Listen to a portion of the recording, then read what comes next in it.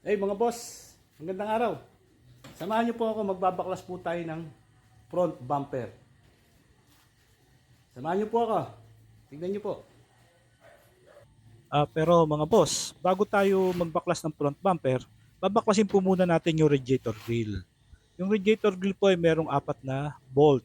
ah. Kailangan po natin tanggalin yan para makita naman natin yung bolt doon sa loob na kumakapit doon sa bumper naman. Kaya kailangan po tanggalin yung radiator grill. Kaya unahin po natin ang ating radiator grill. Apat na bolt lang po yan. Pag natanggal na po yung ating apat na bolt, hahawakan lang po natin yung radiator grill at hihilahin. No? Biglang hila lang po para po makalas siya doon sa lock niya. Naka-insert lang po yan, kaya madali lang po yan. So, i-insert lang po yan. Yan. Ahatakin po natin yan ng bigla.